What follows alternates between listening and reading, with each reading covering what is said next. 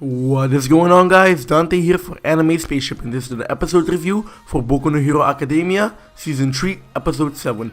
Without further ado, let's get straight into it. So, the episode starts with Kirishima and the rest of Class 1A protesting to go help with the Vanguard squad. Because, as you guys know, there were quite a lot of villains and they didn't want to stand around doing nothing. So they were protesting, and the homeroom teacher wasn't there and they were stuck with Flat King.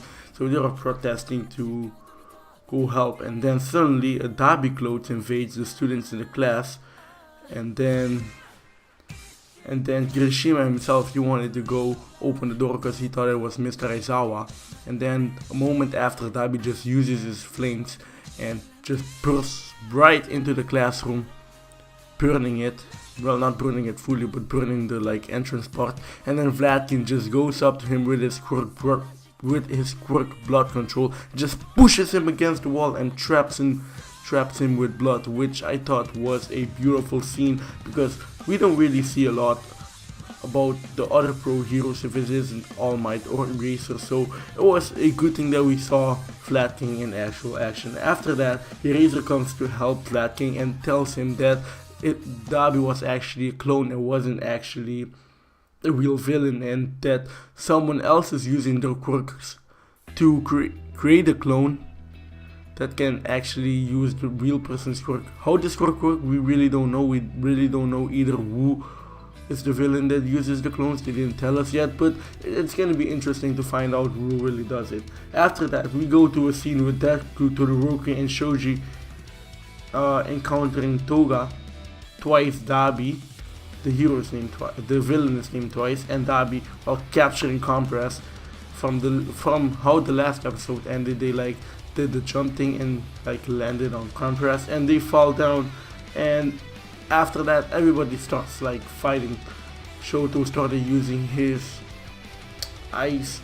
There was a moment too that Deku and Toga encountered, and because Deku was pretty much useless because he broke one of his arms and he was pretty much all beaten up.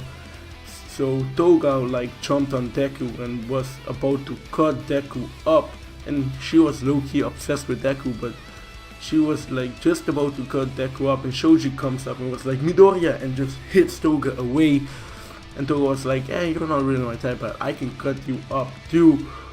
But just right, and then just when the fight was going to get in his peak, Shoji actually stole the orbs which contained Tokoyami and Bakugo in that Compress had, because right when they were about to leave, that the rap guy came. He came and he was just about to make everybody leave to go back because they already did their mission. They did their mission and they captured Bakugo and Tokoyami.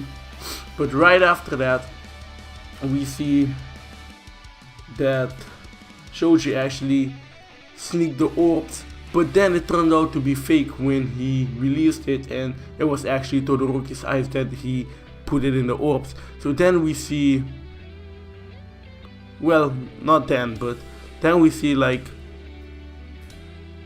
everybody we see that he had the two real orbs hidden in his mouth, and right when he was leaving, Yuga attacks Compress. Yeah, Yuga out of all people, the naval laser guy. He attacks him with his naval laser, letting him almost drop the orbs, and right about when he was about to grab it, Shoji grabs Tokoyami's orb, and Todoroki was about to grab Kachan's orb, but he fails and Dabi grabbed it before him.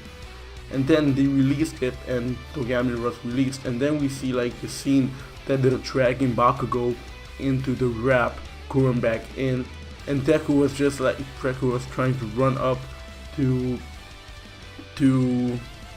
Compress to save his friend Bakugo, but Bakugo was like, Deku, stay behind.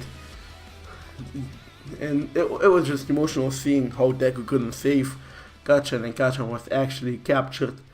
Right after that, Then the aftermath was that we just saw everybody. We saw like the fire department came. We saw everybody. They told us how many students were injured.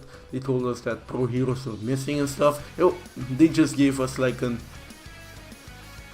aftermath of everything that happened. After that, 1 or 2 days passed by and we go on to a new scene. We see a meeting between the teachers, aka the pro heroes, of what happened at the training camp. And they were just talking about what could have happened, and then MC Mike comes up with the idea that there's a UA trader, which we will be making a video about shortly, of who the UA trader might be, so keep on the look for that because it's definitely coming. And then and they were all like, ooh, how do we know you're not a trader? And everybody like, and then the president, or not the president, the school president was like, I can be the trader for all you guys know, but you know what? If we keep like discussing, or if we keep splashing about who's the trader right now, we're just gonna break each other apart and we're never gonna find the missing students. And then he was like, if Bakugo does turn into a villain, UA is turned for. And that scene really touched me because Bakugo seems like the guy that would turn into a villain and then turn back into a hero, but I don't think Bakugo would turn into a villain. He's too determined to pass Deku, and he's too determined to become a hero. That's just his personality. I really don't know that he's gonna turn into a villain. After that, All Might gets a phone call from one of the detectives, and he hears about that they know a possible location that the League of Villains might be hiding. They know their possible like hideout, and when they were talking about that all makes sense because that's exactly what the hideout was, but we don't really see them go into the actual hideout yet. But in the next scene, just right after, like, we see like the meeting and stuff and the All Might phone call, we like see on the news and like that everything that happened to UA, that UA lost a student and that the training camp was a total disaster. And then the TV, we have a smooth TV transaction from TV to TV. Then we see the TV in the bar of the League of Villains, that Shiragami is watching the TV, and he was like, yes, finally we're in the news again, people are hearing our name again. And then he looks over at Bakugo and was like, and he was telling Bakugo about villains and stuff, and Bakugo didn't say a word. Bakugo was quiet because he didn't know about anything. He was just talking about free publicity, and then they all looked at Bakugo. After that, we transition to another scene in Deku in the hospital and everybody else in the hospital.